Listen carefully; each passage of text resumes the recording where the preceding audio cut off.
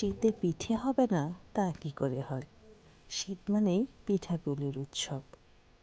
পিঠে পছন্দ করে না এমন মানুষ খুঁজে পাওয়া যাবে না।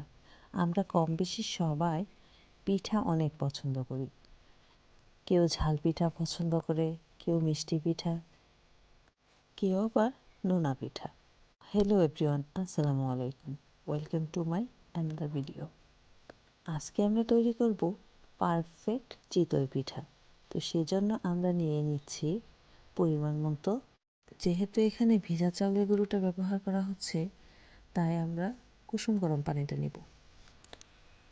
লবণটা দেওয়ার পর খুব ভালোভাবে আমরা মিশিয়ে নিচ্ছি।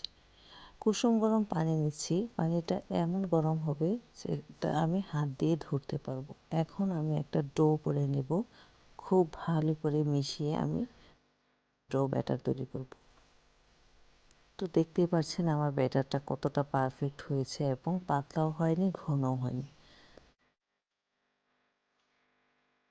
তো মাটির হাঁড়িতে একটা পিঠা দিয়ে ট্রাই করছি কেমন হবে।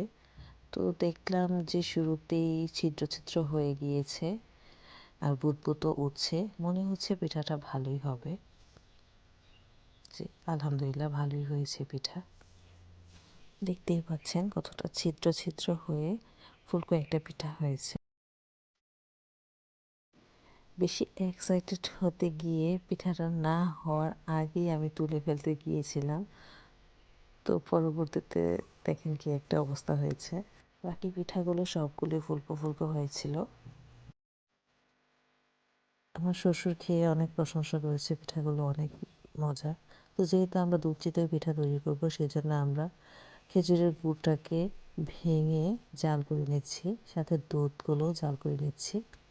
আমরা 5 কেজি দুধ ব্যবহার করেছি এবং 3.5 কেজি খেজুরের গুড়। আমরা 2টা হাঁড়িতে পিঠা তৈরি করছি। দেখতেই পাচ্ছেন কতটা পারফেক্ট এবং কতটা সফট পিঠা হয়েছে। আমরা দুধে শিরা করে শিরাতে পিঠাগুলো দিয়ে দিচ্ছি। মাঝখানে স্ক্রিপগুলো আমি তুলতে ভুলে গিয়েছিলাম। দেখতেই পাচ্ছেন কতটা সুন্দর পিঠাগুলো, অনেক মজা হয়েছিল, কতটা সফট হয়েছে দেখতেই পাচ্ছেন, ভেঙে যাচ্ছিল। দুধ চিতয়ে শিরার পরিমাণটা বেশি রাখতে হয়, কেননা সারা রাত পিঠাগুলো ভিজবে, ভিজে আরও ফুলে উঠবে। চিতই পিঠা সাধারণত রাতে বানানো হয়, সারা রাত ভিজিয়ে সকালে খেলে ওই পারফেক্ট স্বাদটা পাওয়া যায়। তো আমি একটু টেস্ট করছিলাম যে চিনিটা মানে মিষ্টিটা ঠিক আছে কি না। হ্যাঁ, পারফেক্ট হয়েছে মিষ্টিটা, মাশাআল্লাহ, খেতে অনেক ভালো হয়েছিল। শ্বশুরবাড়িতে সবার জন্য পিঠা বানাতে খুবই ভালো লাগে। তো আমার ভিডিওটা ভালো লাগলে অবশ্যই আমার চ্যানেলটাকে সাবস্ক্রাইব করে দেবেন।